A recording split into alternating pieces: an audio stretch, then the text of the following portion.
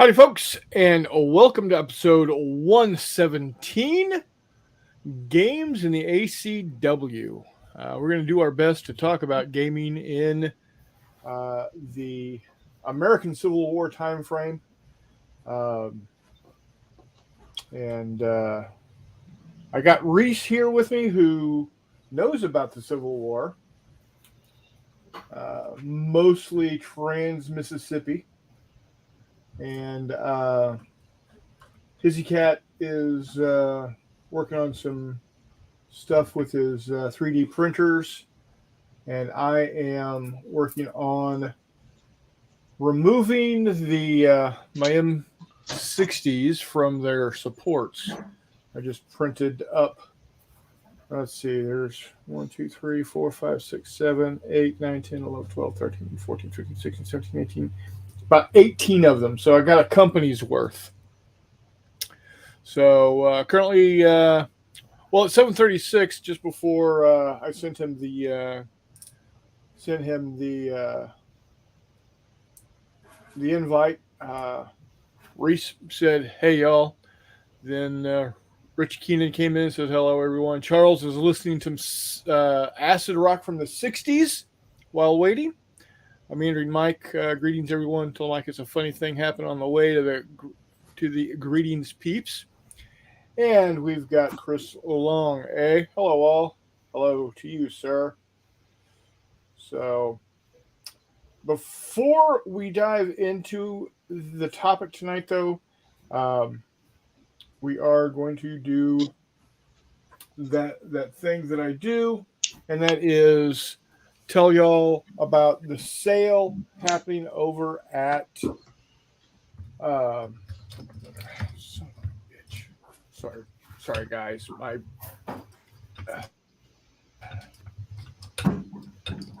what in the actual hell? There we go. I'm getting my not my pliers, my what do you call these things? Tweezers. There you go. All right. Fistful of Lead. Wiley Games has got a 25% off downloads right now. I believe that's until at least Friday. So yeah, 25% off. Can't beat that, man. So you're looking at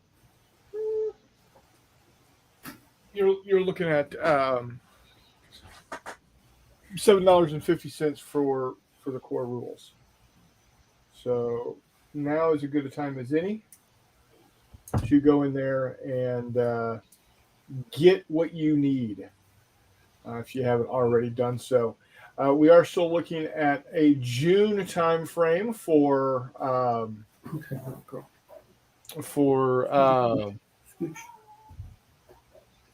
the Fistful of Lead Reloaded version 2.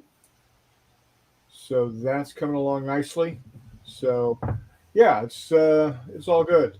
So right now, yeah, go ahead, hop on over if you need to pick up something.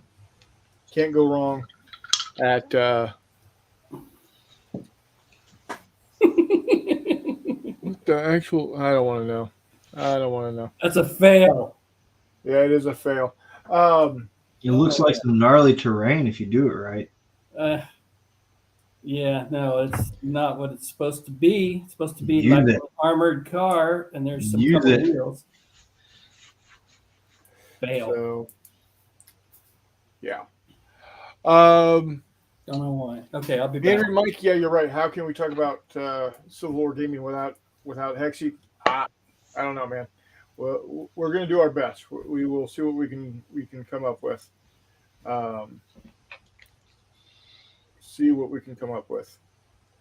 So,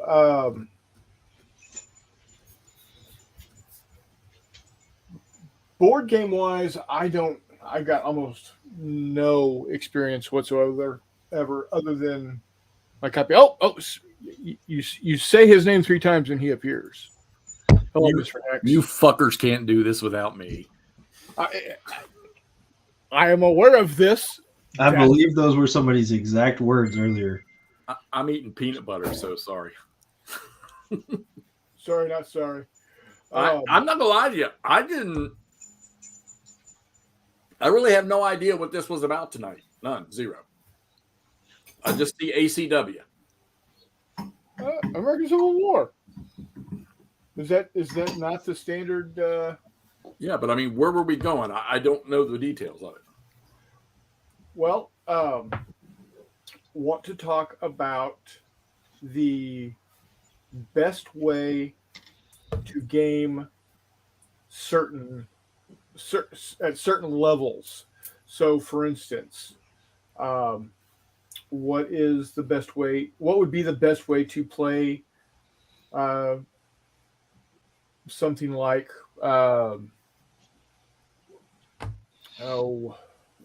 what is that? What is the end battle in glory? The Fort Fisher? Yeah. No. Damn, how would I even know that one? What that you knew that's what it was. That's what it was called. Yeah, because that one doesn't relish in my brain very often. Because I know I know enough to be dangerous when it comes to miniature gaming the Civil War. Outside of knowing about Across Five Aprils and knowing about the game Gettysburg, I don't have a whole lot of knowledge. Let's go back to the first one you mentioned there, Fort Fisher. Fort Fisher would be easy to do in miniatures because there was only one avenue of approach to the fort, and that was up the coast. Right. So you could build a fort, throw a bunch of sand and water down, do 6 mil, and have at it. I do 15 mil with Fistful of Lead Bigger Battles. Okay. And you just condense the size of the units a little bit. Like a couple figures means maybe a company or something like that, or you could say that in your head and just treat it as such. Right. So, because I don't even know what size of force you're working with there. I got no idea. I mean, you had was it the Massachusetts 54th or whatever it was? Well, yeah, you got to figure that was one regiment made that approach on the beach because they couldn't peel them out in lines going inland because it was too marshy and too swampy. Right. So, was it just them, or was it? Well, they were supposed to have support behind them, but I don't know a whole lot about it. From what I gather, though, they got their asses handed to them so bad that there was no follow up. Right. That's kind of what my understanding as well. Well, that's no bueno. There's Warmut, making fun of his own area. He's working on it. He knows I'm tired of him fucking around. He needs to get that shit done because yes. If I'm going to play a miniature game, that's the one I want to play. Right. Hey, Warmut, what? How many points you got right now?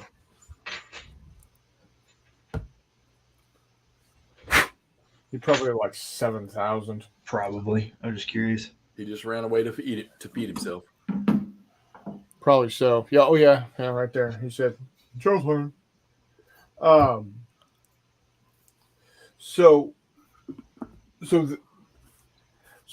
okay, and that's the other thing. There is no hard and fast rule of how big a unit is in the Civil War, right? So no, I mean, you figure at the start of the war, regiments were minimal size for a lot of them. Probably once they started to put the armies together seriously, were 1,000-man regiments. That was there were some where it was 2,000 and stuff. But as it dwindled on, I mean, come on, you got 20th Maine went into service. I think it was 1,000 men, and at Gettysburg they were less than 400. Okay. So okay, and when we're talking in modern terms, a infantry regiment is 3 companies, right? roughly. The combat portion of it. Yeah. Right. Yes. It's well, yeah, 3 companies plus your regimental assets. But so you're looking at three companies. Each company is what, about 140, 150 people. Yeah. So you're looking at 450 to 500 people. Okay, so regiments back then to start were 2, 3, 4 times as big as regiments are today. In some situations. Yeah. Okay. Now, did they break down into company-sized units, or was the regiment? That was. You never heard really anything about Civil War formations breaking down into squads or sections and stuff like that. Company. I mean, yeah, they may. I guess maybe there were certain cases, but company is usually the lowest thing you hear about. The only thing that I can think about as far as breaking down farther than a company would be to deploy skirmishers. Yeah. Well, there you go. There would be this section's and even then, you're really functioning as just a scattered line more than anything, with groups of 3 to 4 men supporting each other, with another group of 3 to 4 men supporting them. And I mean, in the 3 volumes of Lee's Lieutenants, I never saw the word squad or section ever, other than Right. Right. I'm not even sure those terms really existed in any military dialogue at that point. All right. So, I mean, now there are small skirmish level fights like Pikachu Peak or Picacho Peak. There's 20 of them right outside my front door within a mile. Mm-hmm. Yeah. Well, but see, what's the thing about those those were just extensions of the far larger forces that were in the area. From my understanding, Picacho Peak, that was it. That was like, 17 guys on one side, 22 guys on the other, and that's all they had there. Yeah, and if you look at a lot of the actions in the Trans-Mississippi, that's really the way it was. In the town that I lived at before I moved up here, the next town, when I say the next town over, it's an extension of the same town. Locals don't get mad at me. There was a skirmish in the main area that was, maybe 20 on 20. And, they have a marker and a memorial to that battle. So. Yes, so it's interesting to see now. My understanding is, so what constitutes, obviously Trans-Mississippi is everything west of the Mississippi River. Where's the delineation between east and west theater? Is it the Appalachian Mountains? I would make the argument it depends on the Union command. Hexy, what's your thought? Yeah, I mean, because you have the Army of the West basically moving east. Yeah, and then they go all the way to the Atlantic. When you mention the Eastern Theater, most people are going to say Virginia, Maryland, Pennsylvania, maybe North Carolina, a little bit. But they won't drop that into a Southern. But dividing line. I don't know. I mean, if I was going to draw a line, I'd probably draw it down the mountains. Okay. Because, I'm fairly certain.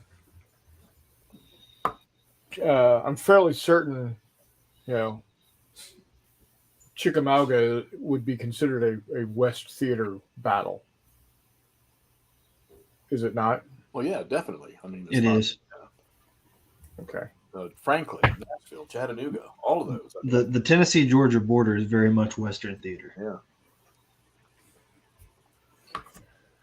And warm up. Don't worry about it. I was not trying to pick, not trying to challenge, just curious how it was going and wondering if you'd gotten back on the horse yet. So I just got back on the painting horse myself. So Yeah, but you've hit your goal. and he has too. So Yeah.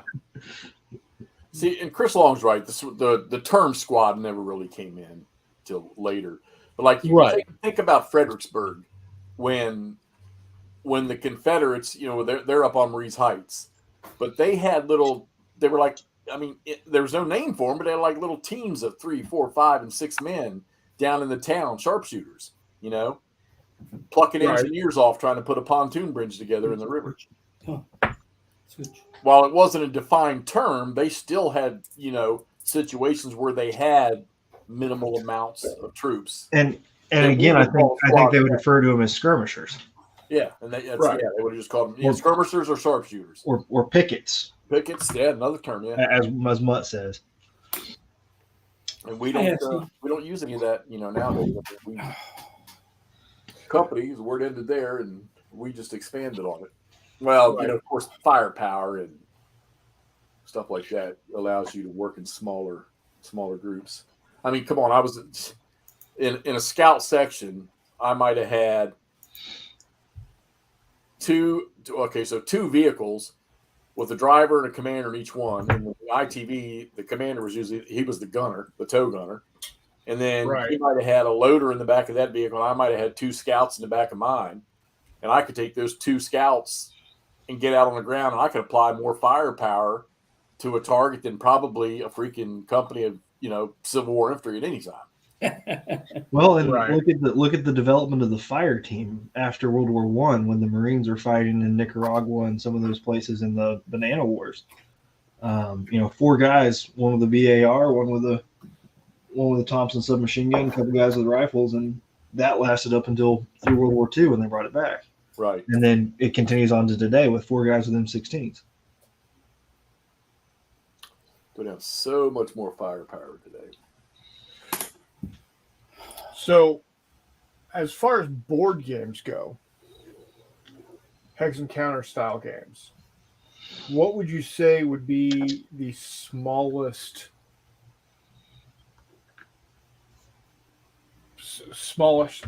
the smallest you'd be able to run I got that game right here. It's called damn it. Where'd I hide it? Rich sent it to really me. small ACW game. Yeah, it's a company level. It has it's kind of think of like a squad leader, only a Civil War version. Okay. And it's a company level, and there's multiple. I've not read the rules, played any of it or anything like that, and it's an older game. And I've got it. Oh, here it is, right here. Not that you can see it or anything, but Rebel Yell. Oh, okay. Wait a minute, hold on. Now, isn't there a ACW of Squad Leader? Yeah, somebody did an offshoot in Squad Leader. Okay. And I hear some people like it, so. So, Scholar Gremlin's got a good question. What would be the rate of fire for highly skilled riflemen in the ACW? 3 rounds a minute? Reese, you all be better with that than I am. You guys are the ones that shoot. 3 decently accurate rounds a minute? I'm not going to argue with that. That sounds about right to me. I'd shoot myself trying to load and shoot that fast. Right? I know my output per minute, but it's a lot higher than that, so I can't. We're talking about firearms, not turkeys. A lot of things. No, me too, but were the Civil War. So from the start of the Civil War, from the initial ground combat, let's just say we'll say Bull Run, even though that wasn't it, okay? And to Petersburg, what is the biggest drastic difference from the time the Civil War started and the time Civil War ended in ground combat only? What did forces learn to do? Fire and maneuver. Well, yeah, well, Lee, Jackson, these guys were all great at that. But what's the one big thing that, and we're seeing it in Ukraine, We saw it in World War One. We've seen it in World War II. Entrenchments, fortifications. That you go and look at the battles in the early, like in 61, early 62, and other than being behind a hill or behind some rocks or behind some trees, you didn't hear nothing about abatis being thrown up or trenches being dug. And then, boom, they geared up as the war went on. They started getting smarter. And if you think about it, Petersburg itself, Petersburg and the line around Richmond, shit, that's World War I trench warfare. Yeah, good point. I know. You know what? I never thought of that. Not that I didn't see it, but I never made that connection. Spencer rifle. I mean, yeah, I could throw this on the table for Petersburg. There you go. And nobody would think anything of it. Yeah. Yeah, Walkabout says the Spencer. I would agree with that. After I'd say wilderness, Spotsylvania, and all that stuff, for the Army in Northern Virginia, maneuver warfare was gone because they did not have the ability to do it anymore. They couldn't supply, they couldn't replenish, lost troops, casualties. And once Grant, Richmond's the objective, pretty much. Grant's philosophy was let's destroy him, but everybody else in the world was like, Richmond, take Richmond, take Richmond. Yeah. Well, I mean, Walkabout's right. Look at the mounted infantry use in the Western Theater with the Spencer rifle. Yeah. Right. Get to where you need to be on your horse, get off your horse, and lay down as much fire as you can with those Spencer rifles. Sure. And destroy the enemy. Okay, well, think about Buford on the first day of Gettysburg. Okay. 3,800 cavalrymen, and you figure 1 in every 4 is holding horses against a division of infantry, and they're shooting breech-loaded, 7 or 8 round breech-loaders. Yeah. Now, granted, they didn't have the range that the rifled musket or the rifle had then. The breech. Well, I mean, everything I read says that they might have had maybe like a 200, 300 where one of those rifled muskets that they had, late war type, those things could shoot out to 500 yards. But agreed. That would be interesting to look at. I need to look more into the Spencer. And that's why Buford kept, when I read the other day that the casualties for the 2 brigades he had on the field was only 126 in the first day. You want maneuver warfare? that was good. Yeah, mounted infantry came into their own in the Civil War. Right. So if you look at, as Walkabout was talking about earlier, the Boer War and the mounted infantry tactics that were used there, straight out of the Civil War. And then I think it culminates with when Sheridan throws a fit in 1864, 1865 about fuck all this nonsense with George Meade and the Army of Potomac dealing with Lee. He said, I want to take mine and go kill Jeb Stuart. And Grant tells Meade, well, usually he does what he says he's going to do, so they turned him loose. And once Sheridan got on the move, that's wonderful, the Army of Potomac dealing with the Army of Northern Virginia, but in my opinion, they weren't the cause and effect of the surrender. It was all the shit Sheridan was doing around the sides.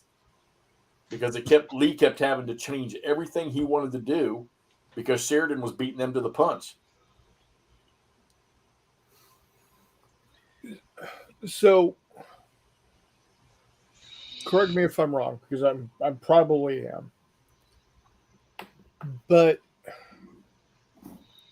at that point in time, unless they were being used in a scouting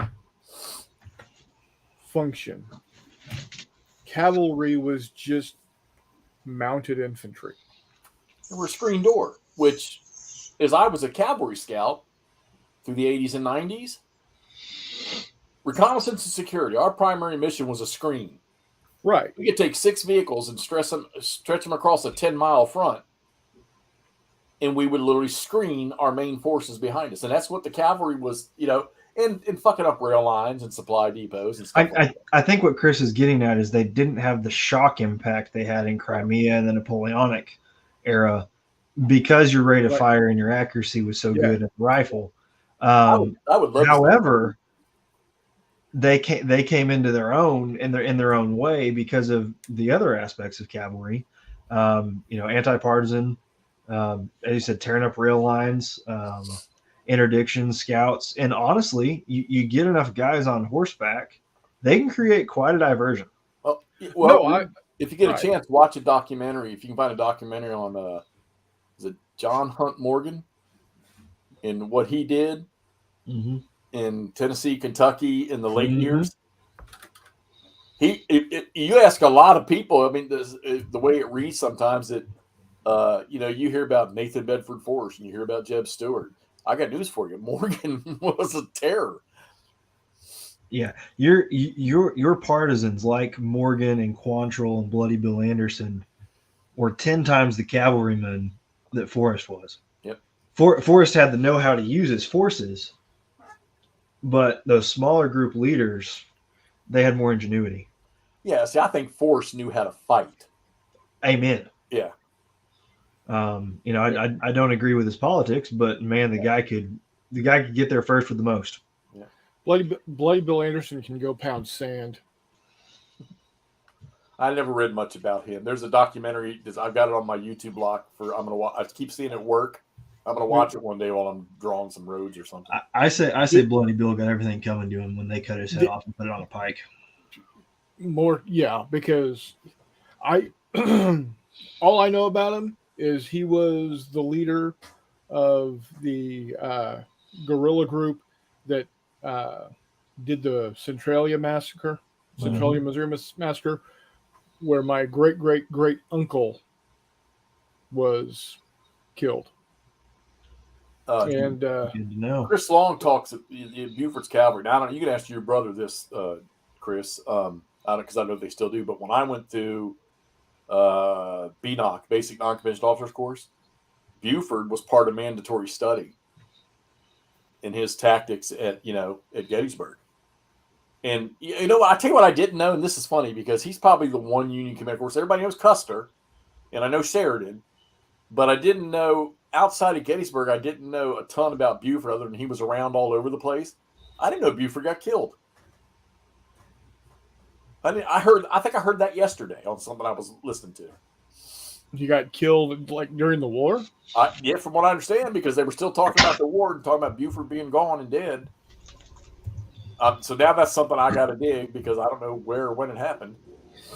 So another thing, he's talking about that 7 rounds in the tube. Not only did you have that, some carried boxes of more tubes that you could reload incredibly fast. But even after that's out and you're down to loose rounds, the way the Spencer is built, you can open it up almost like a Sharps or a trapdoor Springfield and throw another round in the breech and continue to fire like a breech loader without worrying about that magazine in reserve. And your firepower is still way up there until you run out completely out of ammunition. Jeff, what's the date when he died? December 16th, 1863. Yeah. So that's 4 months after Gettysburg, 5 months after Gettysburg? Yeah. Looks like typhoid. Yeah. Is what got him. Yeah, I never knew that. Well, it's like Reynolds. You hear all this stuff about Reynolds, but Reynolds was the wing commander by seniority. There's not really any major studies about how talented Reynolds was because, quite honestly, he wasn't. Of course, he was. There's a lot of people that'll tell you that Olyrotus Howard had more knowledge. There's so many stories of generals that, like Pickett. Pickett was actually a master of tactics. That was one of his fortes, but when he had to put it to use, wasn't very good at it. He just froze up, or what? You hear those stories all the time. But Reynolds, it's I think in the last just few years, a lot of stuff I've watched about Reynolds is just really not what you think he is. Oh. Pill time. So here's an interesting bit of trivia about Buford. His half-brother was Napoleon Bonaparte Buford. I've been watching a lot of that lately, too.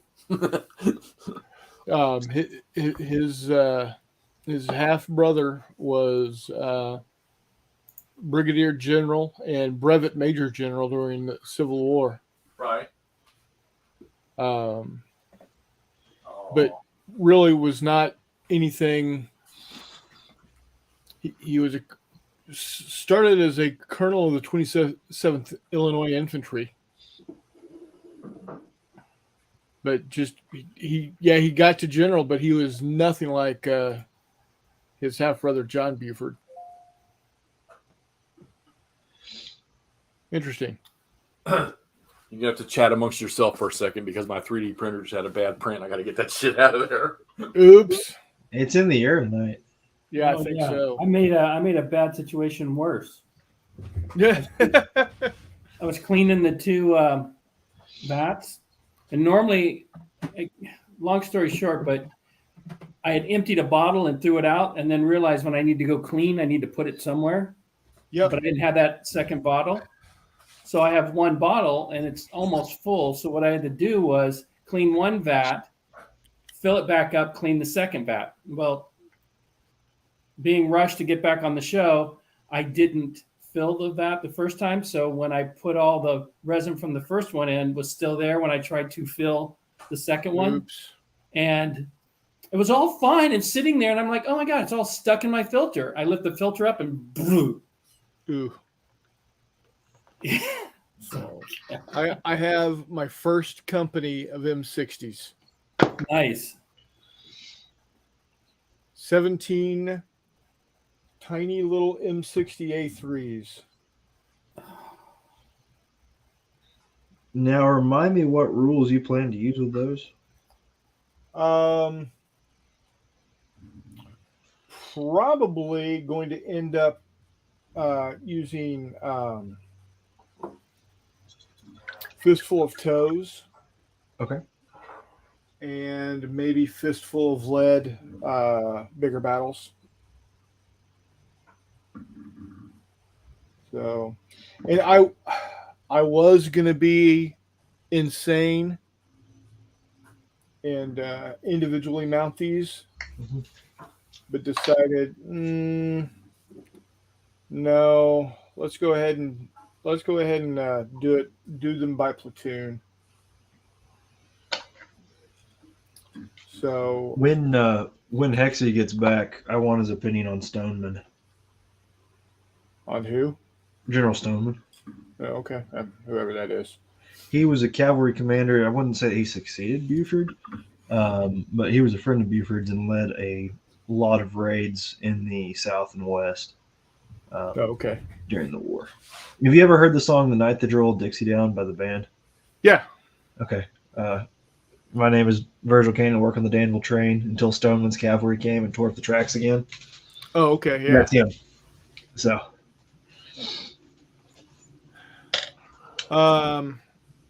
Chris, you've got a problem like the rest of us do. He says I've got more 144th Cold War coming to me in the mail. I don't even want to talk about what's coming in the mail right now. I need to turn eBay off after 9 o'clock at night.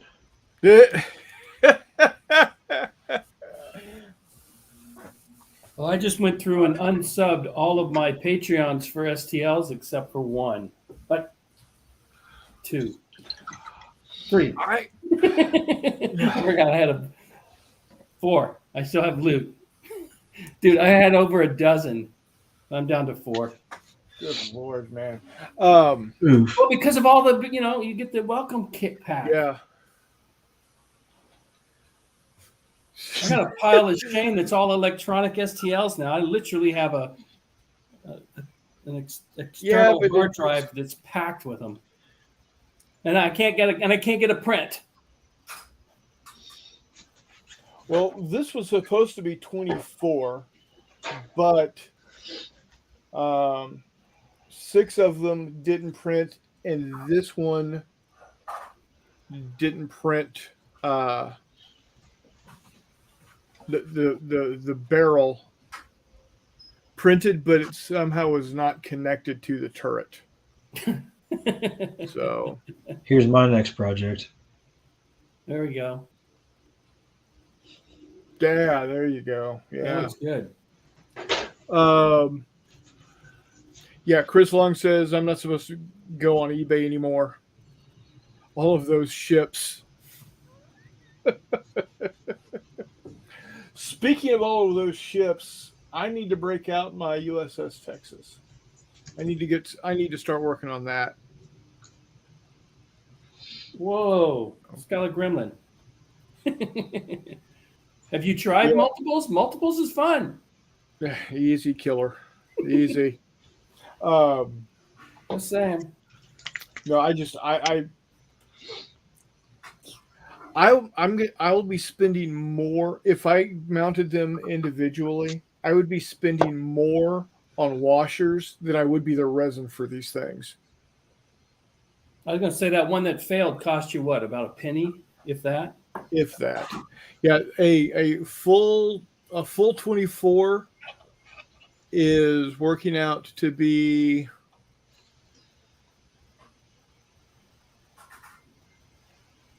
$0.34. There you go. Including basing? No. In resin. Okay. 34 cents of resin. At That's $30 a bottle. That's not too bad. But one bottle is 1,000 milliliters or a kilogram. Okay. Yeah, I know. I filled one up tonight. It's completely full. The weight is so this one used 8.85 milliliters and 9.7 grams. So For all four. obviously it would be cheaper to 3D print miniatures than to buy them. Right, because right here I've got 5. Well, because they come in packages of 15. Are there decent STLs out there for scale miniatures? I don't mean gaming miniatures. I mean like miniatures to scale. Because with a lot of gaming miniatures, you know, the hands are big or the head's big. Right. There are some. Okay. Because that's another reason I went 54.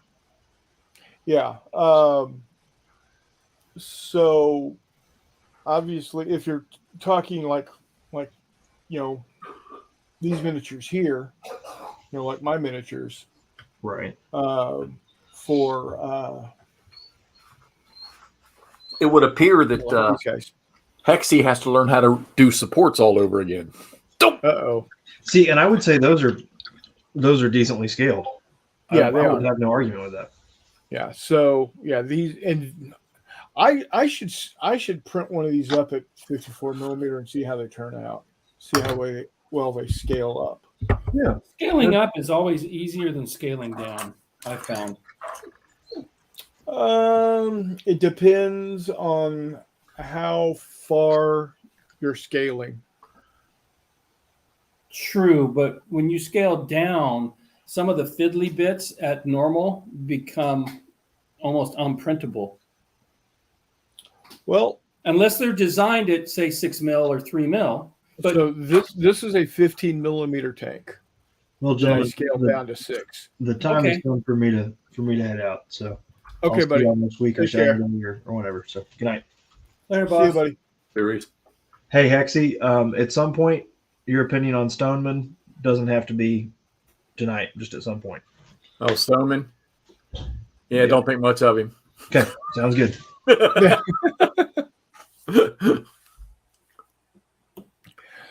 So there is a game out there in Hex and Counterland that will allow you to do company level combat. Yeah, there's Rebel- only you said one call that it I ever Rebel- yeah, heard. Rebel Yell. But It's old. most games that are tactical are going to be at the regiment level, where a heck or a counter would be a regiment. Right. Yeah. Okay. And then above that, and is that like your GTA CW or whatever it is? No, those will be you might have some individual regiments in that game, like cavalry regiments that are doing stuff, but your Take care, major Chris. unit is brigade and division in that game. Okay. Now, so GBACW, the one that I like, is regiment level. Okay. All right, and then now at that level, how big is Gettysburg? Like, well, the maps you play on are like, I think in those games they're 125 yards. Okay. The Terrible Swift Sword, the original Big Gettysburg, was 100 yards. Okay. So, and like I say, your rifled musket in that game can shoot 5 hexes. It's diminished. Right. Okay. Now on the high end, you got something like the U.S. Civil War, where you're really it's you just have a leader and then strength points. Yeah, that's somewhere between strategic and operational, that game. Yeah. Because you're not even dealing with, I mean, like, you've got Hood on here. See Chris Long? Or you've got Sheridan or McClellan. But you don't have, you've got them plus X number of strength points to represent their force. Right. So you really don't, I guess it would be, well, now Hood in 1862, was he a leader of a division, or was he a brigade leader at that point? 62. God, did Hood have a division in Antietam or a brigade? I think it was all brigades. I'd have to dig on that one. Because I know Sheridan, he was cavalry, right? Not initially, but yeah, he eventually, that was where his forte was. Okay, so hold on. Let me take a look at my map here. So I've got in Strasbourg. That's just down the street. I've got What is it? Two-star General Jackson. Thomas J. What? So Jackson in the Valley in 62, Yeah. Jackson was a divisional leader that had Ewell's division attached under his command. Okay. Where is Ewell?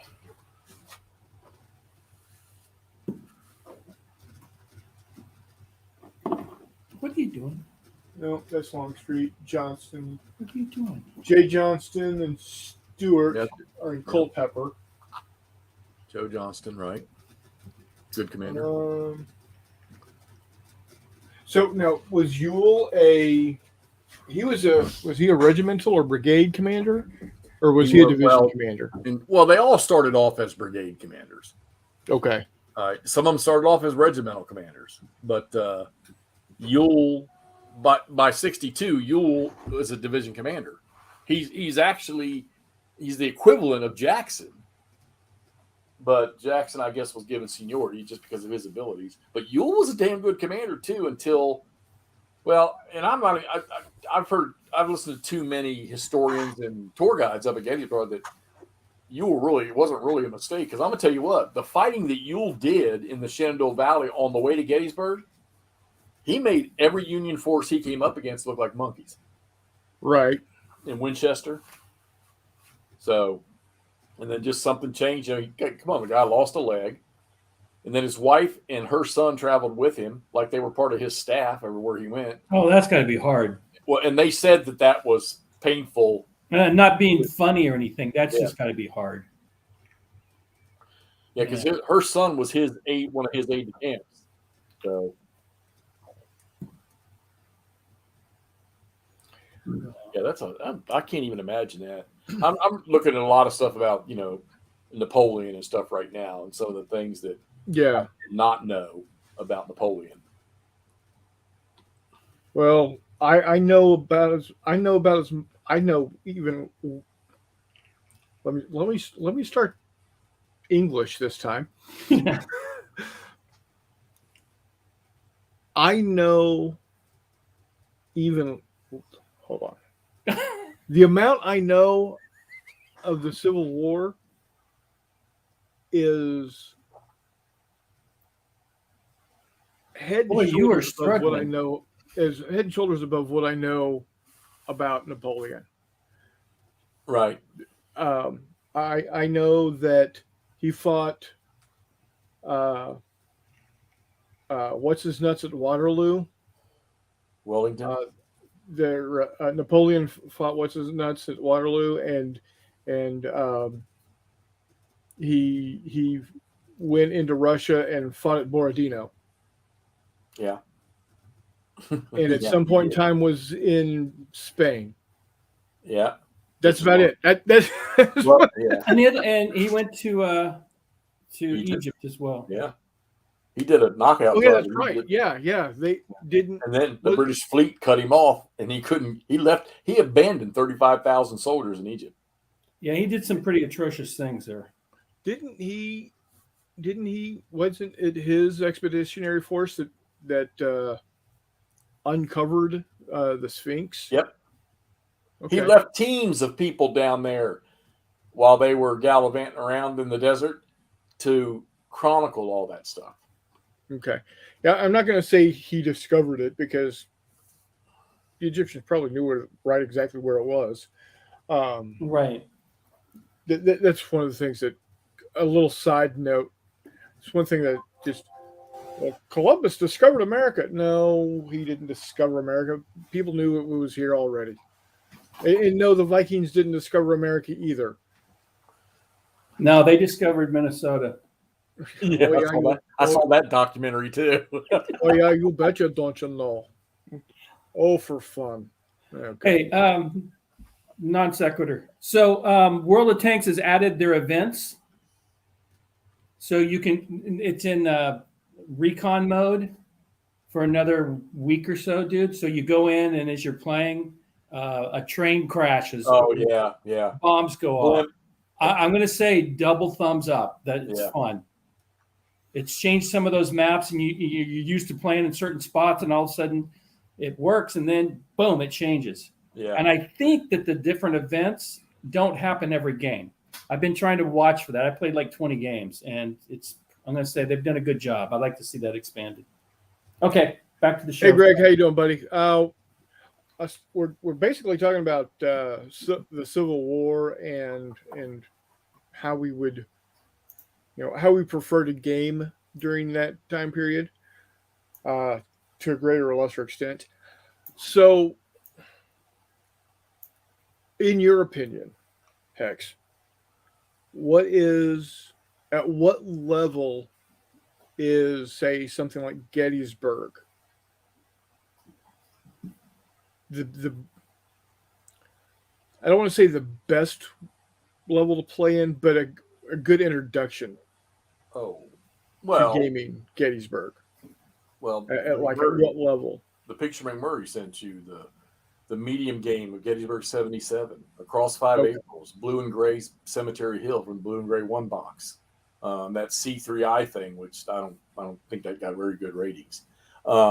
You want to get a little more depth, and it's still pretty easy. Play some of Herman Luttman's. I always forget the names or the systems. Not the Black Swan. That's the A Most Fearful Sacrifice. Oh, good Lord. whatever, his medium grade one. That's you can play Longstreet's Assault in that one, which is the second day, the Round Top's Devil's Den, and that's a good detailed, somewhat easy flowing game, but it's very, very good. Hey, did I tell you, Hex? I got the second copy of Gettysburg and I started clipping it. I'm going to beat you to it. you, as soon as I get done with Leipzig behind me. Oh, I didn't know we were going to race. I wasn't going to. I had no desire to learn to play that thing, but I'm debating it now because. Okay, it's still on my. It's soon to be on my table. I did finally get a second copy and I started clipping it. So Blind Sword System, that's a good one. Yeah, that's the one that you recommended I picked up. Yeah. Didn't you get the first one? I did. I picked the first one up. I haven't played it yet, but I did pick up the first one. In fact, I picked it up at San Diego Histicon and actually played with Roger. So he was giving me all the lowdown on it, which was very cool. Very good system. Very good. And his Lutman did something with, was it Ardwolf the other night or somebody? No, on Jester's channel. Yep. And he showed his Chickamauga one getting ready. So I hope he sends me one. I really do.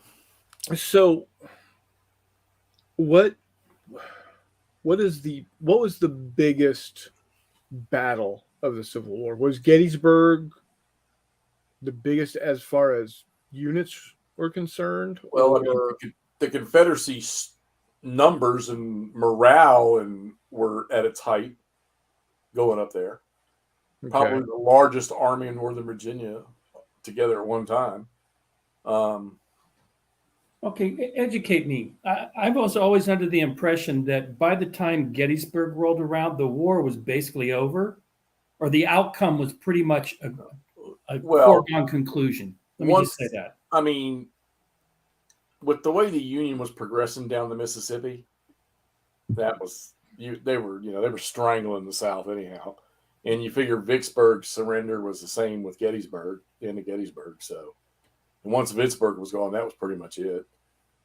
Yeah, because I've heard people say, well, if the South would have won Gettysburg, they would have won the war. And I've never bought into that. But I don't know what as well as you do. So nobody's ever going to know because, twice Lee went into the North with the intention of causing a ruckus to get the people and the politics up there to say, okay, no, let's sue for peace. This is enough. Yep. So it's a pretty common strategy. Yeah. So I think, and I'm going to go down again. So this Sunday, Donna and I are headed down to Jefferson Barracks. We're going to go find my great uncle's gravesite there at Jefferson Barracks Cemetery, and we're going to go to the Civil War Museum that's down there. She's agreed to do this with me because I'm lucky. And the first time I went down there with my brother, they've got this video display that shows all of the armed conflict, and I don't want to say battles because some of them were just like Picacho Peak, a handful of Confederates versus a handful of Union soldiers. Smaller than a company-sized action, but there was like just in 1862 alone some astronomically high, inconceivable number. Like I'm thinking might have even been like in the thousands, just in Missouri. Well, yeah. I mean, you had some major conflicts out there, some major fights. Right. No, you got like Wilson's Creek and Battle of Westport, but I'm talking, when a lot of people think of Civil War battles, they think Shiloh and Chickamauga and Gettysburg, Bull Run, Manassas, etc. but you don't think of little the little fights that were just happening all the time. And I'm sure it's the same way there in the Shenandoah Valley. Oh yeah. I mean, I bet you couldn't walk 100 yards and not at some point in time have had a different little skirmish happen during that 4-year period. They're all up and down Route 11. So yeah, it just so I find it. I grew up in 2 states. I went to school in 2 states that Aware and unaware. Or as far as I was concerned, never really had, other than supplying troops, didn't have anything happening in the Civil War. Texas and Missouri, and I couldn't be further from the could not be further from the truth. I remember how stunned I was when I learned about the Battle of Ocala in Florida. Yeah. So what? How'd that happen? Well, shit, the freaking Union Army, they had forces from start to finish in, the edge of Virginia, North Carolina, on the coast, Reese, yes, the uncle that died at Centralia. Yeah. Joseph H. Arnold was my great-great-grandfather's brother. He was when everybody in the family joined up. My great-great-grandfather joined the 15th Iowa Infantry, and Joseph H. Arnold ended up joining 1st Iowa Cav. So, and fought with them wherever it is that they fought during the Civil War, up until Centralia, because after that, well, he was dead because he was shot execution style and scalped. Don't get resin in your beard. What's that? Don't get resin in your beard. Yeah, that's bad juju. So yeah, it's I'm and Texas actually did a pretty good job of talking about history. Right. The entirety of the entirety of 8th grade, 7th grade, 8th grade. Had to be 7th grade. The entirety of 7th grade was Texas history, just like the 8th grade and the 10th grade is world history. In Texas, 7th grade is Texas history from the time of the Aboriginal peoples up to and including World War II. But we didn't spend a whole lot of time in the Civil War, other than Texas broke off, and Sam Houston thought it was a really, really bad mistake and stepped down as governor or senator, one of the two. I can't remember which one, but he stepped down because he thought it was a bad idea, because he thought slavery should have gone away and shouldn't have been part of Texas anymore. And well, he definitely got screamed out on that one. Sure. So take care, Scala. Boss. See, Scala. They're either upset or they move. Yeah, apparently the children get upset if you don't feed them. Hey, they're old enough; they can cook for themselves. Scala Gremlin's a cool dude. He is fun hanging with him. Yeah. So I, like I said, and then moving to Missouri, we got no Missouri history whatsoever. Granted, I was only a junior and senior. Well, half of my sophomore year, junior and senior, so I didn't have a whole lot. But Jay was 4 years behind me, so he was sixth grade through seventh through 12th grade in the Lee Summit School District, and I mean, we learned about the Missouri Constitution, and that was it. We didn't learn anything about the history of Missouri, which, Right. Now 50, 30 years later, I'm realizing there's a shit ton of history in Missouri that I missed out on. Yep.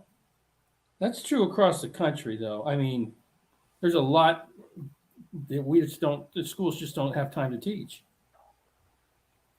Well, but like I said, though, Texas did it with the Texas history. They just didn't teach much about the Civil War because they did spend, we spent, I would say, almost a full 6 weeks on the Texas War of Independence for obvious reasons. It's Texas history. Right. Greg wants to know what you're painting there, Jeffy. I'm just putting some white on an orc that I printed earlier. Oh, there you go. Just sort of goofing around. Yeah, I got to figure out what size base I want to put these M60s on. Military base. Yeah. Fort Hood would be a good one. Oh, wait. Did they change the name of that already? Fort Cavazos. Oh, Jesus Christ. It should have been Fort Benavides, but we won't go into that. Yeah, we had that discussion already. Yeah. So now, 53 years old, I've got some familial connections to the Civil War. Now I'm getting interested in the friggin' Civil War. That's all it takes. Something, right? Yeah. That's all good.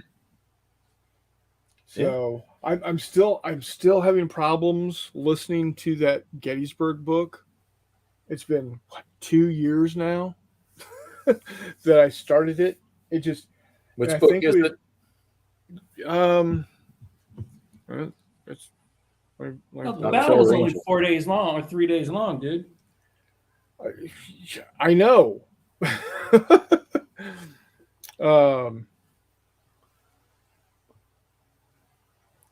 Let's see. Audible library. Not Killer Angels, is it? No. It is Gettysburg by Stephen Sears. Oh, okay. All right. Yeah. Oh, yeah. Okay. I mean, it's good. It's just Sears is a good writer. The problem I'm having with it is all of the names. Yeah. And I think that's one of the things that I'm having the hardest time with because they don't refer to units by unit names. They refer to them by the names of their leaders. Right. So, I don't know who the leader of the 15th Iowa Infantry Regiment is, what colonel that was, but they're referring to all of these regiments by colonel names. Right. It's like, geez, Pete, really? Like, you're killing me. Give me states and numbers. I can do states and numbers. Right. Well, it's like, the Confederacy, majority of their strongest leadership was from Virginia. So, right. I mean, that was, that pretty sits right at home with me because that's where I grew up. Yeah. That's so where I was born. And I do know a little bit about,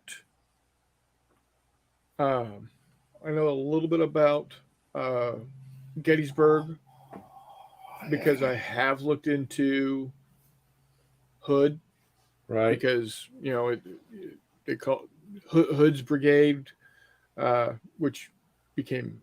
Then he went to become the division leader. Hood's brigade was the Texas brigade. What's that? Hood's brigade was the Texas brigade. Right. But you had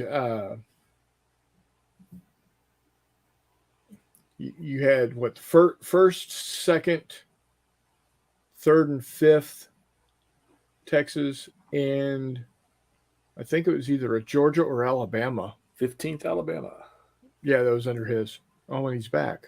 I think that's who it is. You're back. I am back. You feeling better? Trying to. All right. Is that a Pedialyte pop or is that an Otter pop? It is whatever you get for 99 cents in a net bag at Walmart pop. There you go. Oh, I used to love those things, man. Yeah, I got a freezer full of them now myself. Haven't changed the advertising in 30 years. So No, they haven't. I've had this pack in the fridge for almost a year and they're still good. So. Yep. So, no, I just, like I said, I want to get through it because I really want to know what's going on. Right. But, God, all Gary's just Yeah, name Gettysburg. name after name after name after name. God. Well, maybe you ought to read a different book. That's what I'm thinking. Go get Harry Fiennes has 3 books on Gettysburg: Day 1, Day 2, Day 3. Yeah. Don't waste your time with Day 3, but his Day 1 and Day 2 are really, really good, and they're not big. Oh no, here's a better one for you. Books on tape. Get the. I am doing his books on tape.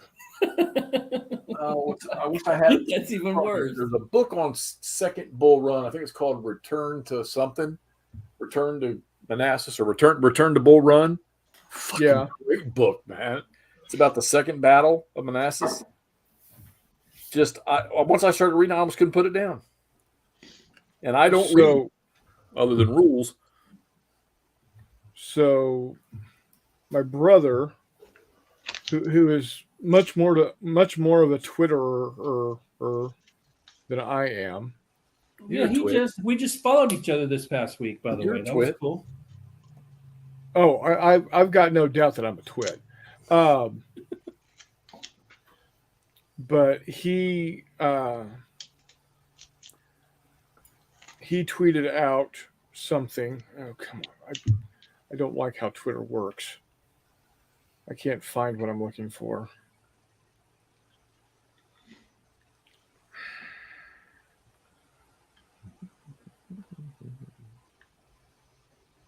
I need to pull my head out of my ass, and I'm having so much fun with this Napoleon game, but I haven't touched it in a couple of days, and I need to. Okay. Well, You want some lock and load? Actually, I am loving that game. I'm sitting over here painting World War I like I don't have a World War II campaign coming up in less than a month. Right. All right. So he tweets out to a guy named Rob Hanna. Oh, cool. Or he retweets, I should say. Another banger of the thread from Rob Hanna 85. And he's talking about Shiloh, which my great-great-grandfather was in. He's talking about different books to read regarding specifically Shiloh, but also Shiloh adjacent stuff. Like, I guess a really good book is the book Vicksburg, Grant's Campaign That Broke the Confederacy by Donald L. Miller. Apparently that's a good one. And then there was one, Grant Invades Tennessee, the 1862 Battles of Fort Henry and Donelson by Timothy B. Smith. I know like zero about those battles. Shiloh, Conquer or Perish by Timothy B. Smith. You know who Tim Smith is, right? Tim Smith is one of the foremost battlefield guys at Gettysburg. Oh, he's on. There you go watch the pot or go to YouTube and search Addressing Gettysburg. They've got like hundreds and hundreds and hundreds of episodes, and he's in a lot of them. They consider him one of the biggest authorities on Gettysburg. Oh, okay. Well, apparently he's becoming an authority on the Western campaigns also. Oh yeah, he's written 3 books. Yeah. He also wrote Corinth 1862 Siege Battle Occupation. Yep, Tim Smith.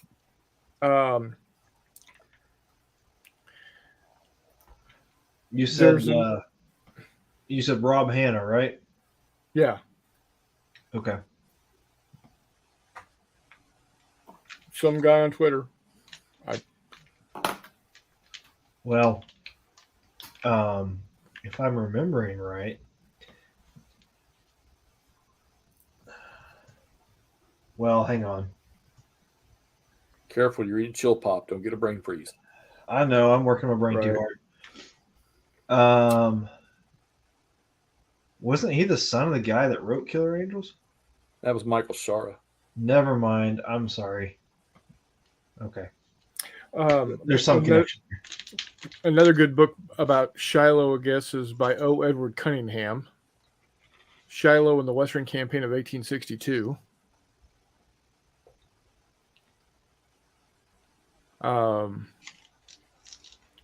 Larry J. Daniel wrote one called "Conquered: Why the Army of Tennessee Failed." Now that's something I've found interesting.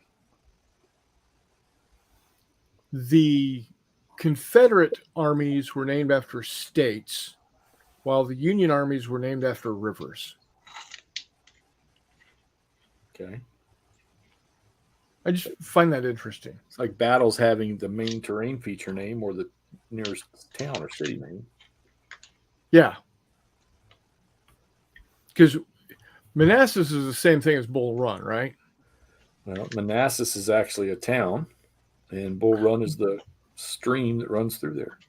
Right, but the battle of Manassas and the you're right. Battle of First Bull Run, Manassas, it's the first Bull same Run. battle. Yep. Okay. Yeah, it depends on who you talk to, right? Yep. The OG Devin's in the house giving us a thumbs up. buddy.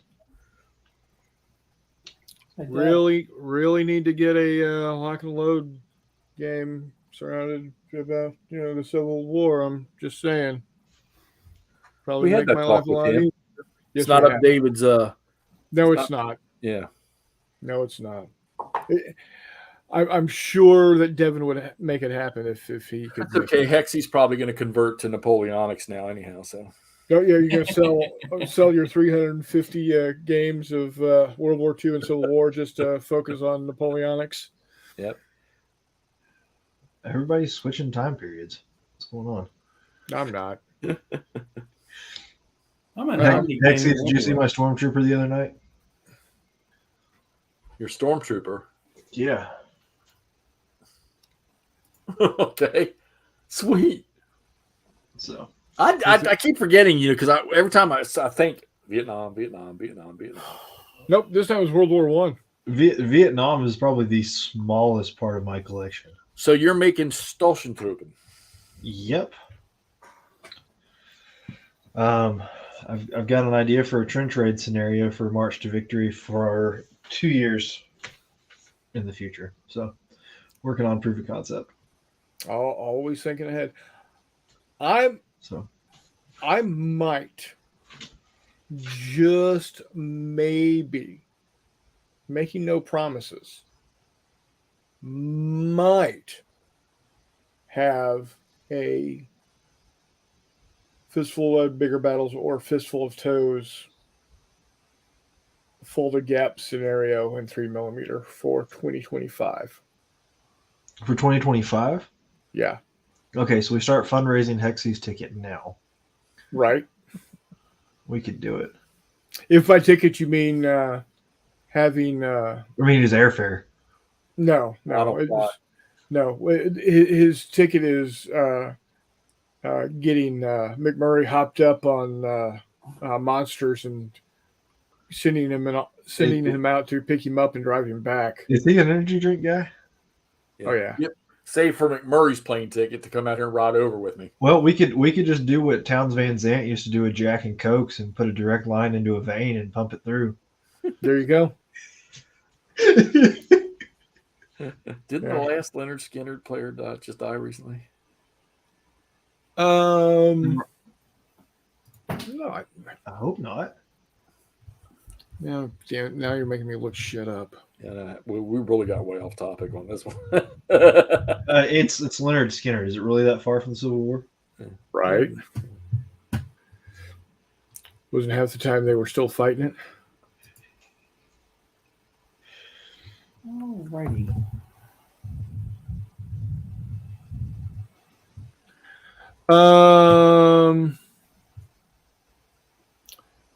No, Johnny Van Zant looks like Somebody just died recently. It was something to do with Leonard Skinner. I thought it was Gordon Lightfoot. Well, I know he died, but it was something with Leonard Skinner.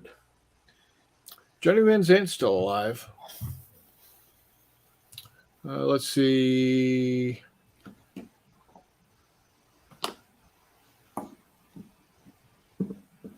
Members, changes, and deaths up through 2019. Was it somebody with the Marshall Tucker band, maybe?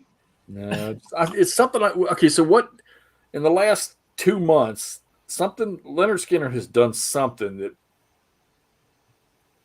brought news. Maybe well, it might not have been a death, but I don't know. New album?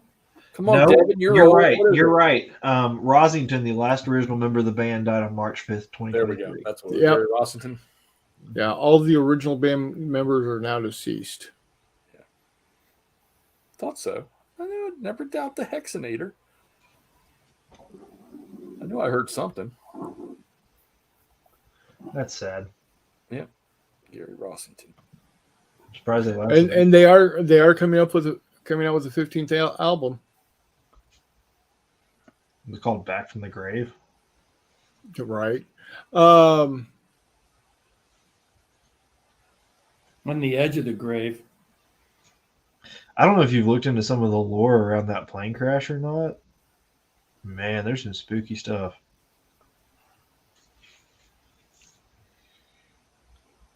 Yeah, plane crashes aren't fun. No, and the fact that they released an album about the same time with the entire band surrounded by flames. Yeah, not good. Yeah, it's kind of weird. Charles says we need to buy you a bus ticket, Hexy. Amtrak. There you go.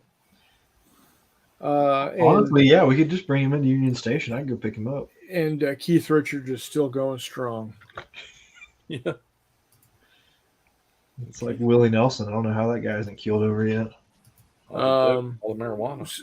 Smoking 14 pounds of dope a week. Yeah. Smoked and pickled himself, too. He still owes the IRS. He can't die yet. Yeah, they won't Yeah. let him, will they? Death and taxes. I still love that story about his house fire in Nashville in the mid-'60s when he came barreling out of the house with a guitar case in one hand and I think it was Trigger in the other. And they were wondering why on earth he didn't just throw the guitar in the guitar case. It was because it was full of his marijuana. Yeah. Willie. Oh, Willie.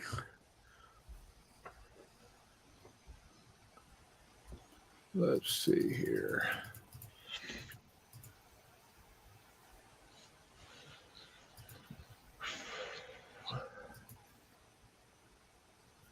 Here you go.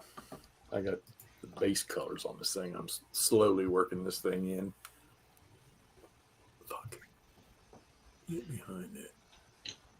Still nobody knows who the fuck this is. I can't get no damn help. Motherfucker, the camera's over here, Jeff. I'm going to start doing some shadowing in him, cleaning up these colors a little bit. So Yeah. he's wearing blue. Is he Union? Blue and gold. That's a West Virginia Autobot. Autobots, roll out. I got that off my boss's desk. I've been wanting to paint that thing for 12 years. And finally he said, take it. Had a All right, broken arm. here we go, Jeffy. You'll leave at 4:05 in the afternoon on Wednesday, March 20th, and you'll get into Kansas City at 10 p.m. Thursday night. Jesus Christ. And I'll pick you up. Can't I just drive? I think they want to make sure you get there. Where do they route him through? Chicago. I figured he went through Chicago. Yep. On a train? Yeah. Yep. Fuck all that noise. Yep. The problem is that you have to wait in Chicago Station for 6 hours. Yeah. Oh, that's the scary part. That ain't happening. And you can't carry a piece on Amtrak. I'll just find me one of my hookers around here and get the ride out. There you go. Hey, Chris, what are you thinking about not World War II, Civil War naval? I've been looking at that also. It would be interesting, especially with Vicksburg and especially with some of those battles on the Mississippi and up around the forts, to have gunboats on the board. Supporting Would look naval. cool. Well, so the last battle of the Civil War. Well, that's scheduled for next month, isn't it? Yeah. Hang on, let me grow out my gray goatee and put on a floppy hat. What's scheduled for next month? The last battle of the Civil War. It's Battle of Palmetto Ranch down around Brownsville. Had I believe it was a Union sidewheel gunboat. I know it was the a last naval battle of the Civil War. no. No, that There was was the cavalry last involved battle. too. Really? Oh yeah. Yeah, and the Confederates won. Oh. Yeah, it was. Weren't they making a break for the river or something?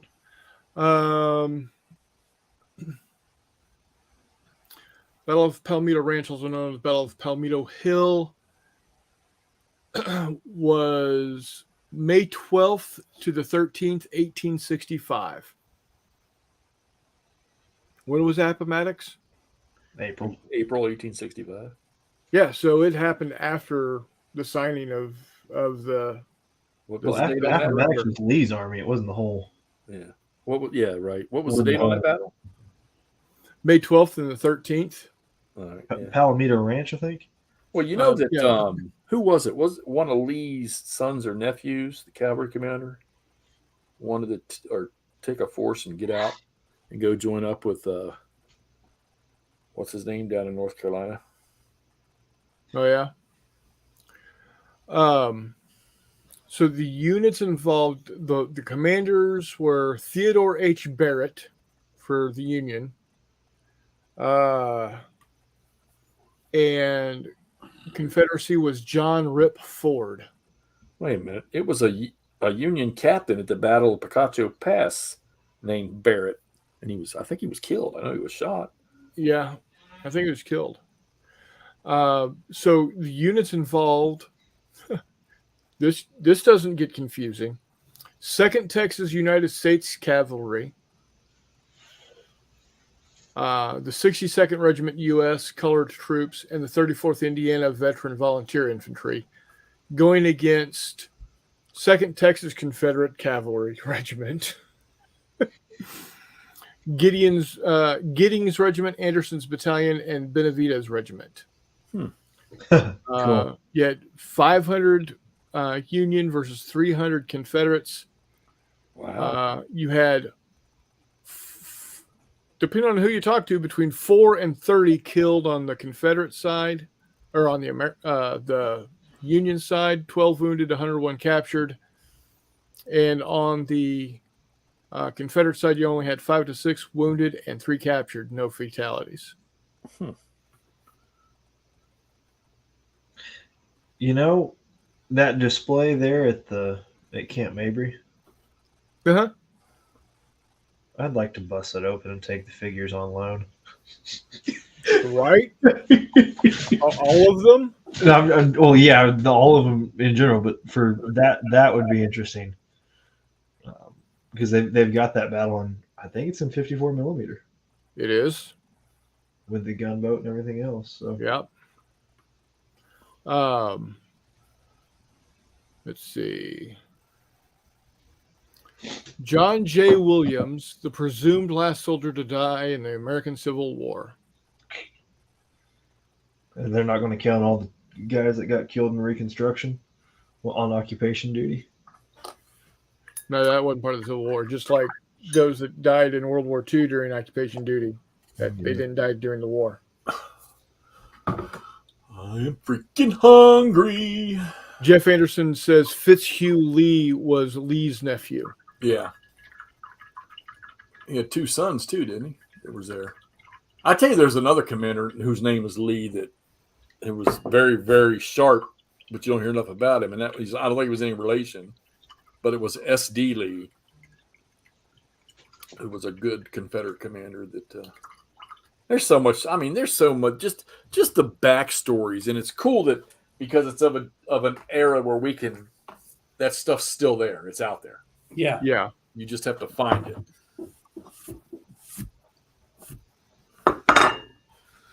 Oh man! So I loaded up my icebox with healthy choice meals, and I've been drinking the breakfast essentials drinks in the morning now, and I haven't been hungry until lunch. Oh, that's good.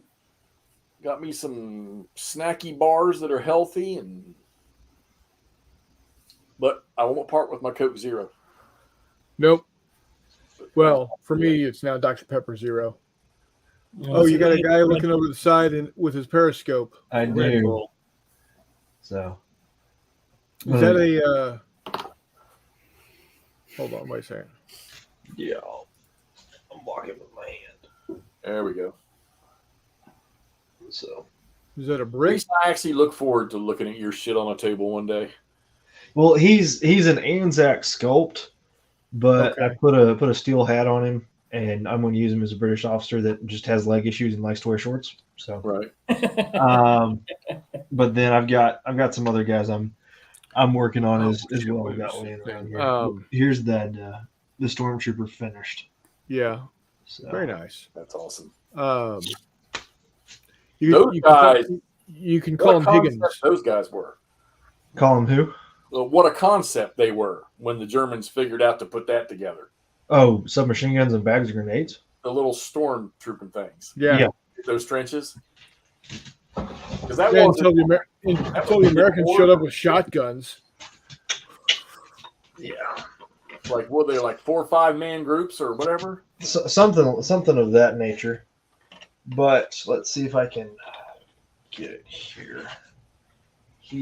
That's the wrong way. He is the right height to Oh, there sit you go. Sweet. Yeah. and look over.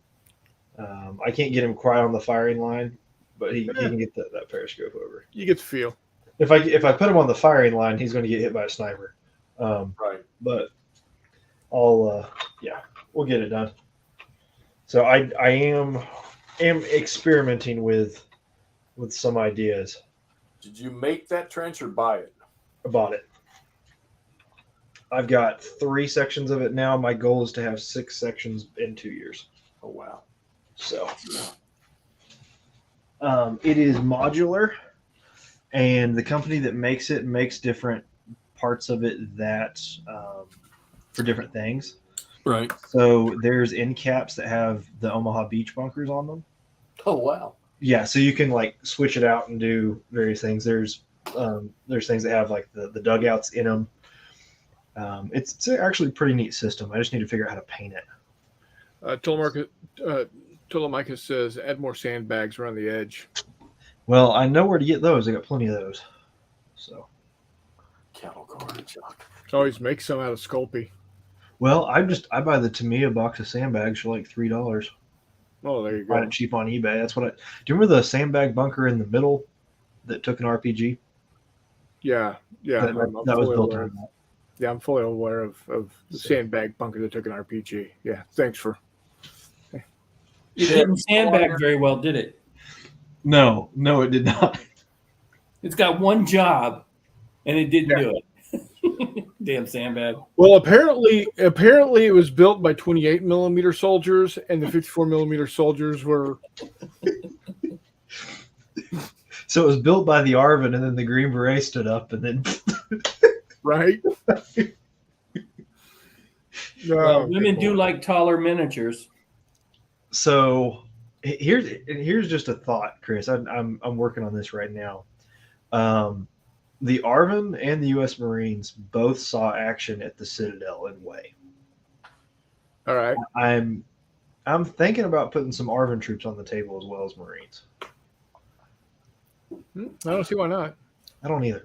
And I like representing them just as much as I like the American troops because, frankly, it was their country and they don't get much recognition from our country.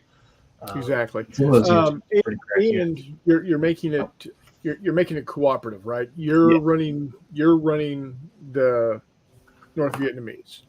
Correct. Yeah, I don't see why not. Okay. Oh, he wants to play the winners. Okay, I see how he works. No, North Vietnamese did not win way. The mud. No. Not way, but they won the big. What mattered.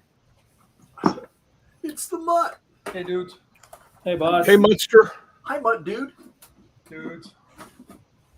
It's the mash. It's the Munster mash. Rebrand his channel to the Arizona Chihuahua. Yeah, Chihuahua. My chihuahua. So, My I figured, oh boy, you Oh. should have never said that in front of me. wow, I figured you guys would be heading off here, man. I haven't got to that one yet, but that's a good one. You like that? I just made it up. What, Chihuahua? Mr. Clean, Mr. Clean. It just totally works with the whole rhythm and everything. That song's gonna be stuck in my head now. Yeah, thanks. I've got something else to rattle around in my brain. Oh, by the way, thanks for that cool intro, dude. It's not done yet. Oh well, I like what you've done so far. Let me put it that way. It might not be ready for tomorrow, but What have he done? I Oh, the asked for him you. to do a intro song for the Postcards from the Front podcast, There you go. and What he about wanted. So on the show, I had a little hat and he had kind a of pork pie bowling hat shirt on. on, and he goes, "Hey, it's kind of jazzy," and so I put him on the spot to make me an intro, and he says, "I'll do a jazzy one." So he sent me a sample of it, and I was like, "God, I like it. It's good. I'll actually use it." I keep trying to get Brian to do me an intro video because I don't want to do it. Is McMurray working tonight? I'm not sure. Okay. Yeah. He may be having phone issues, internet issues, No worries. girl issues. Reese, you are not on Facebook, are you? I am not.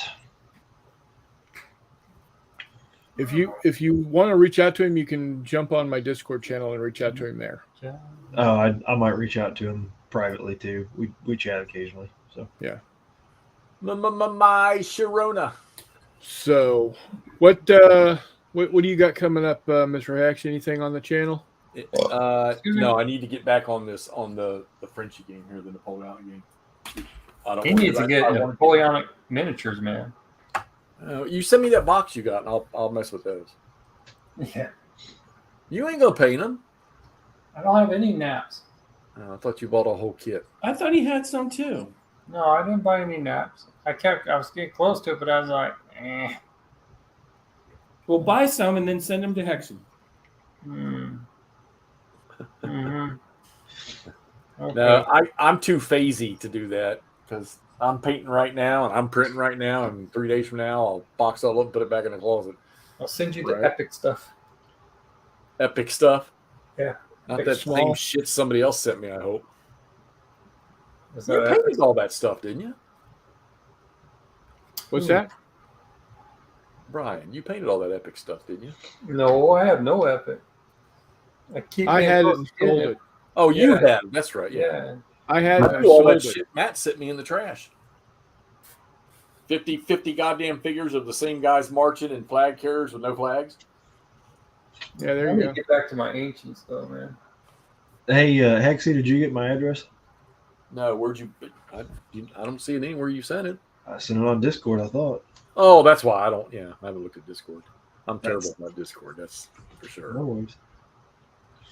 Mike says it's nice having Facebook as a communication tool. And I'm thinking about setting one up that I don't friend anybody on and just communicate with y'all on and keep it private. Yeah, just use the messenger and you don't have to Yeah. you don't have to Yeah. brand anything. I'm thinking. Yeah, a lot of What I people did- do that's that. actually what I did because my main one got hijacked by that Phillips in Hanoi, and I haven't got it back yet. So I just spun one up just to connect here. Do we need to lead a special operations Yeah. action in Hanoi?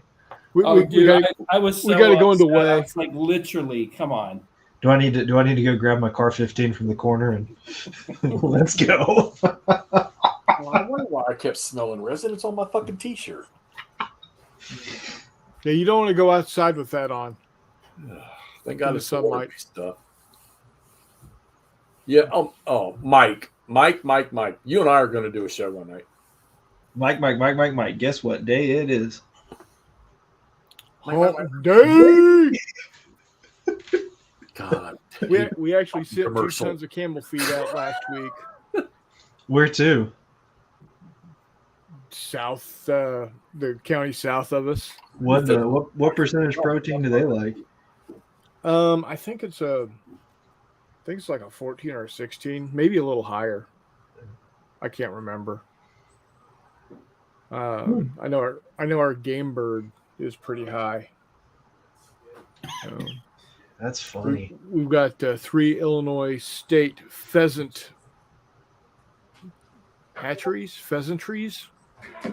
Okay.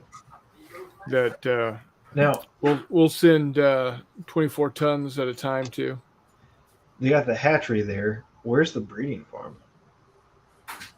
I have no idea. And Yeah, actually, maybe- it's not the hatchery itself because they come as chicks. They show up. Okay, so it's the grower then. Yeah. What if We they use got- live cover? If they use AI on that? All I know is we got 3 of them across the state, and each one of them gets about 24 tons about every month and a half. They got anywhere between 5,000 and 7,000 of those fuckers in each location. It's a lot of damn God. pheasants. It's a shit ton of pheasants. That's too many pheasants. Still has the picture. How many turkeys do you have at your farm? On my farm or in my apartment that's in a couple square miles? Is it? Yeah. that you deal with on a regular basis. How many turkeys you have in the walk-in freezer hanging? I handle 8,000 hens a week, and I think we've got just under 400 toms right now. That's a lot of fucking birds. No, that's not. I walked into a grower farm on vaccination week, and there were 36,000 birds in the barn, Wow, and there were 4 barns on the property. that's a lot of birds. Yeah, So about 140,000. That's So all you- for basically. Is that all just for Thanksgiving? Hey, I found an extra one. so y'all They got talk about loose! y'all talk about seeing the battlefields and seeing that number of men on the battlefield moving around. I can imagine that, because when I walk into the barn and see that many heads moving, I'm be like, okay, that's what that kind of number looks like. Yeah. Yeah, So good point. now granted, those heads are a lot closer to the ground than Right, yeah. Well, they're a lot closer to the ground, but a lot farther from the bodies. yes. Because a turkey's Why neck am I- is a lot longer than a person's neck. Yep. Mike says it was 95 degrees in the man cave the other day. Oof. Which one of you commented that the video looked like the thermostat readout said heat? Heat. Was that you? Was that Yeah. you, Mutt? Yeah, but he explained that there was a temperature for his heating. I don't know. Hmm. Um, Yeah, you might want to check that there, Mike, because if it's 95 in there, you might want to turn the air conditioner on. Just saying.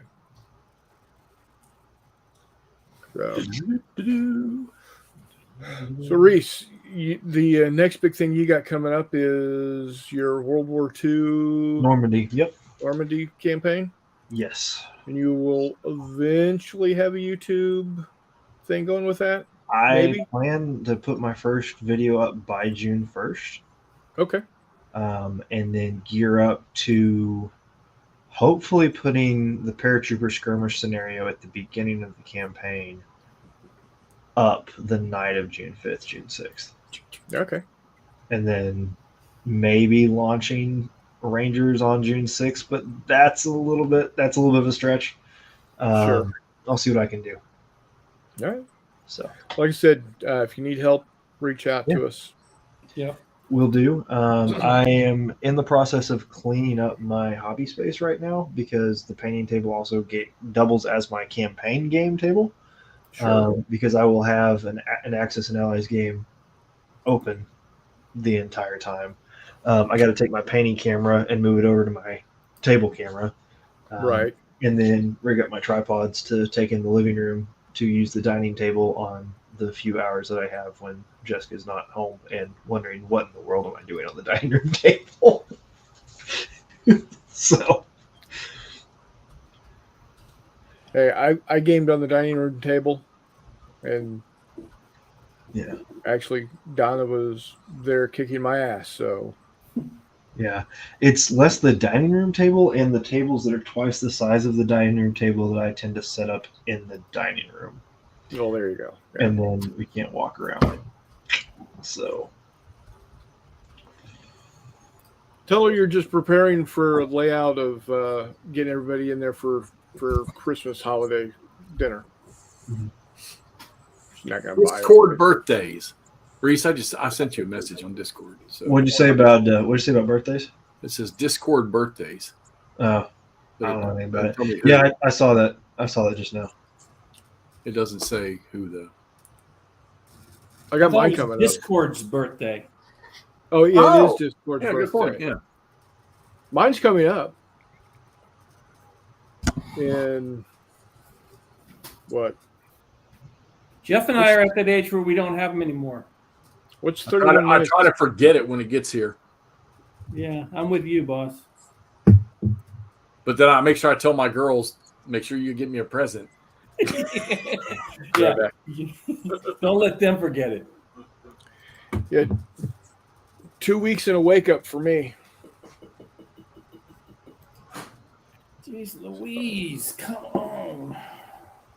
Warm up. What do you got coming up on your channel? Anything good? Channel wise, no, nothing good.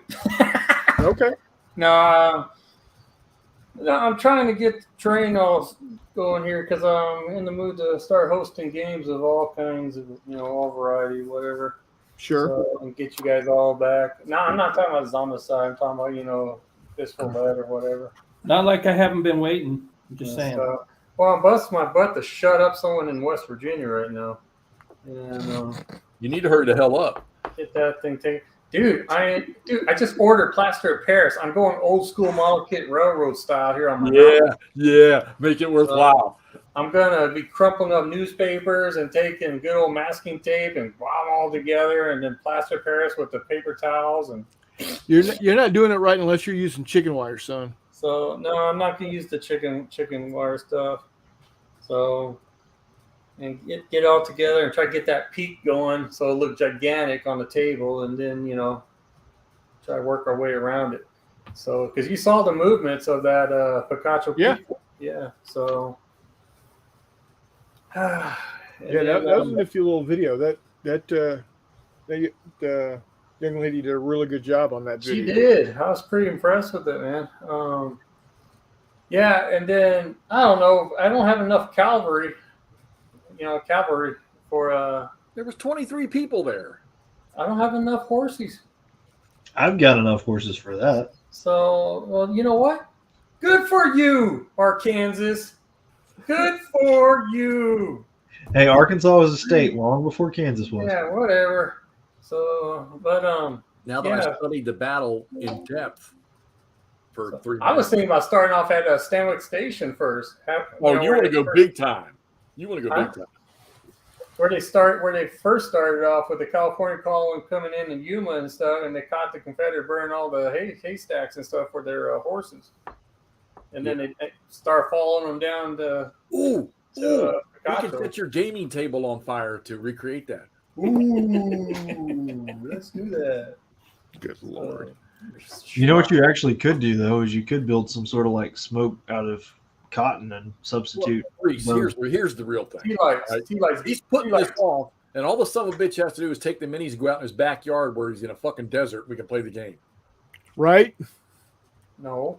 You can actually go to Pacheco Pass and play it. I used to play Yeah, Little Wars in the Pacheco, huh? sandbox with a firing cannon and a regiment of 54 millimeter Brits. But then No, I got see, to up follow north, down, Northern California is Pacheco Pass. That's why that comes out of my mouth. So I apologize. and then have the Confederates, hightailing out of Tucson and then heading towards Fort Bowie and having all those Apache fights there, like the Apache Pass battle. Did you say something about Apaches? Yes, yeah, those are 54 millimeters. Yes, Hey, those giant 54 Apaches millimeter. coming out of the mountains, man. Yeah. You never know what's up there. True. Those are Bigfoot Apaches. Yeah. But it was pretty interesting how they divided up the New Mexico Arizona territory back then. So southern New Mexico and southern Arizona was Confederate, and the northern was obviously the Union. So that's pretty interesting how they did that. I'm not digging that. But when the 600 Confederates, whatever, found out there's 2 to 2,700 Union soldiers coming their way in Tucson, they're like, so Time to let's get leave out of here. Dodge. Yeah. So They made like Della and the dealer and left Tucson.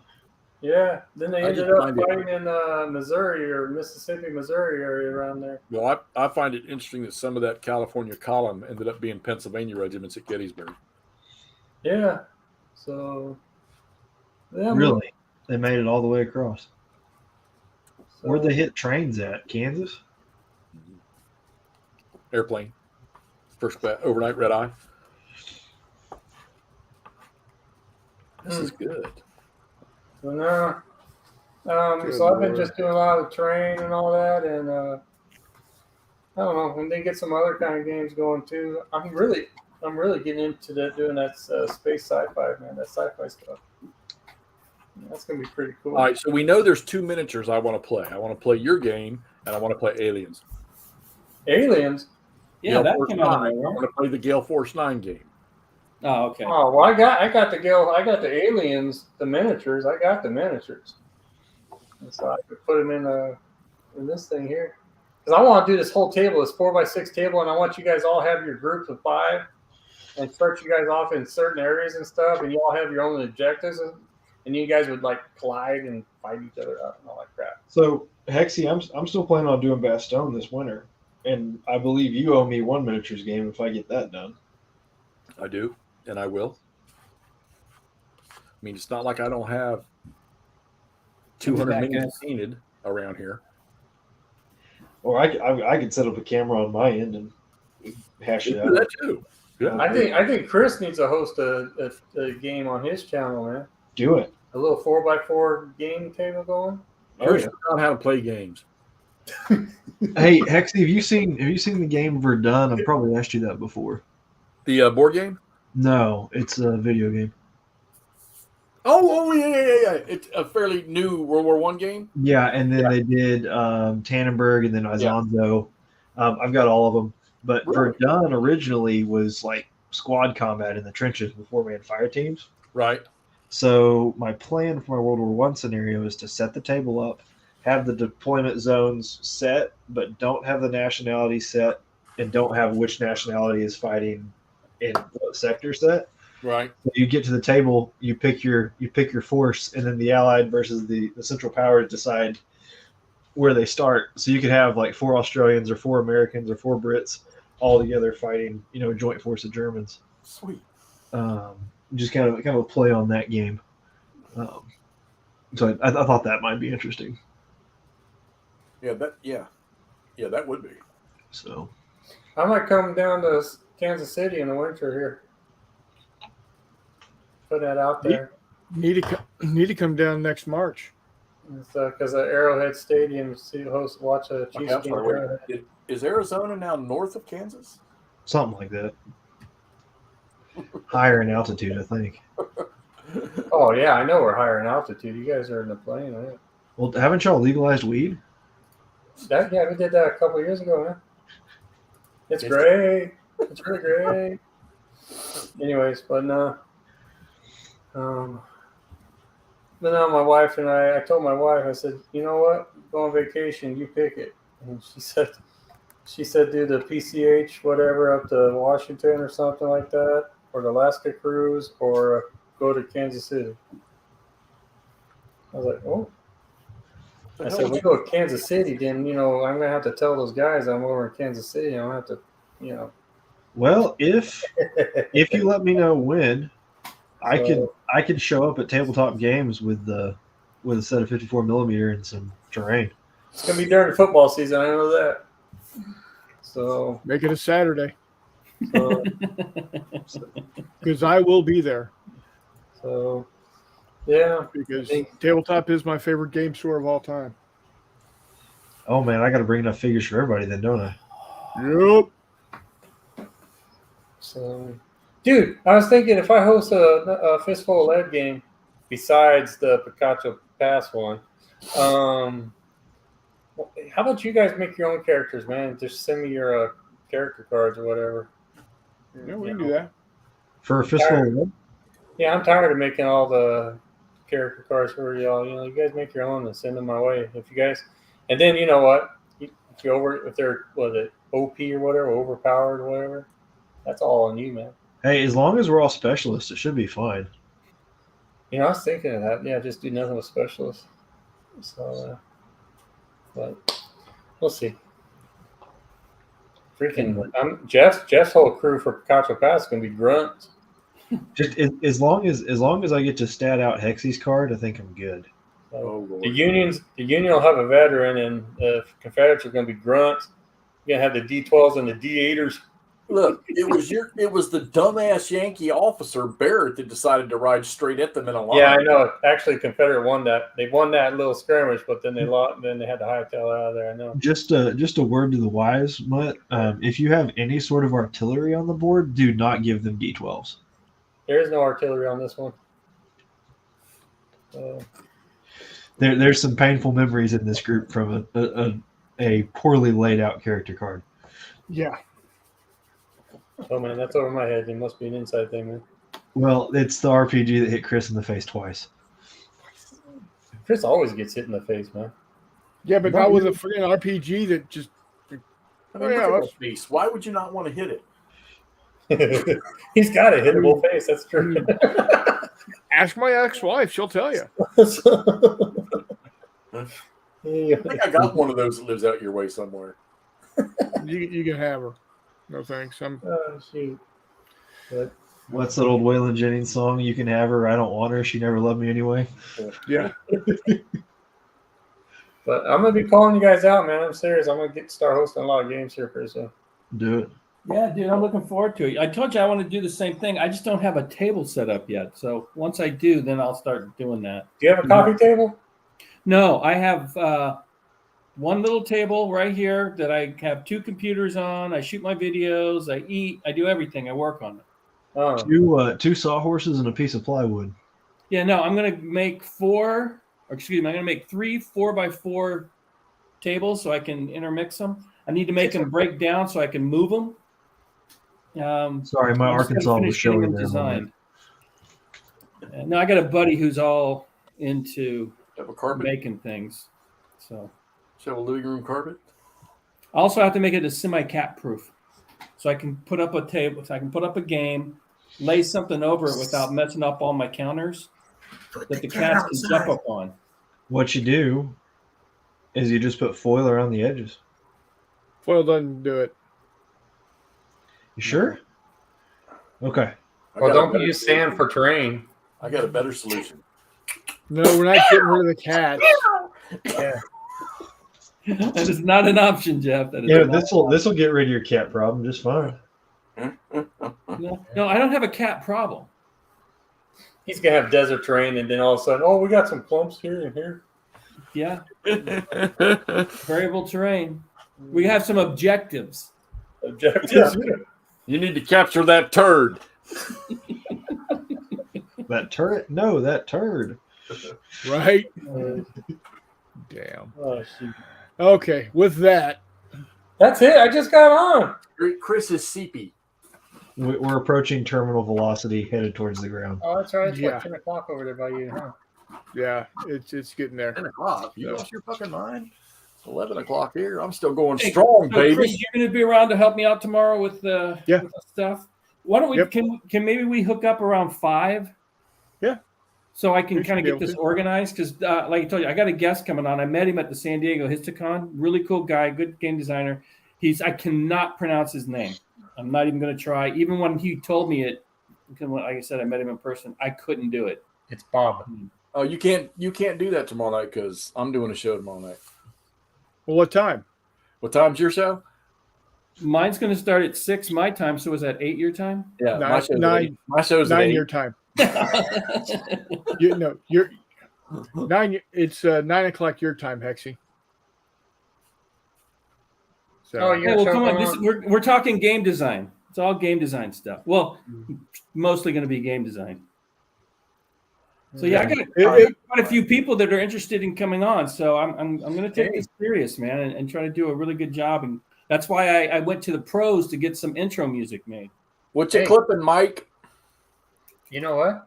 I'm gonna have my own show starting here pretty soon. It's all about miniatures. No way. That'll be a change. yeah, well, So, anyways, yeah. Mike's clipping counters, and Charles is painting orcs. Yeah, what are you clipping, Mike? orcs. Counters. Isn't that what seals say? Spence and Gable Tannenberg. Sure, why not? What the heck is that? Not Beltkrieg. Tannenberg, isn't that World War One? Oh, you war guys, man. You want to try it. No, I ain't doing that crap. You ain't doing what? So, All right, you know what? Fuck it. I'm sending him a folio game. no, you're not sending me squat. Yep. Sorry. On its way. I will. You know what? I will make. Put a That and a bottle of bottle of aspirin Bear in the aspirin. I'll feed the pieces to the ducks. I'll send him a fucking coupon for the fucking emergency room. There Get you off go. my wavelength, Chris. Hey man, that ain't funny, man. I spent 17 hours in that dang whatever, You know, only 17? waiting for a room in the Oh. ICU. That's not good. No, and it was during the COVID time. So when they sent me there, I was going into the mouth of the dragon. It I looked only like spent 3 looked like hours one of the waiting outbreak. when I electrocuted myself. They only made me wait 3 hours, so that was good. Okay. Well, you already been. I mean, you came in pre-charged. You know you've got experience when you can do the okay. Are my bones fused? Does my muscles work? Do I have an exit wound on my foot? Is my heart beating at the proper rhythm? When you have that instinctively ingrained, you know you've been shocked many times. Every test they did, I had already done on myself. Just yeah. All right. I've had enough of you guys for tonight. All right, guys. All right, boss. Thanks for everybody showing up. Mike and Charles and Telemachus and Greg and Tomacus. yeah, all you guys. Thanks for showing up. Hissy, Hexy, Muddy, and Reese. Yes, my grief. Thanks for dropping in. And this Saturday we should have another paint chat. I might break out my USS Texas and start working on it. So we'll see. God. I That will would be be. cool, boss. Hasn't that damn thing been sunk yet? No. I will not be on Saturday. Anyway. So, and then Friday night we're not going to have a show, but we'll just doing a hangout over on my Discord channel. If y'all are more than welcome to hop on and just chat, just talk about anything, everything, world, life, whatever. So That was fun last week. yeah. So all right, guys. Until next time, we died.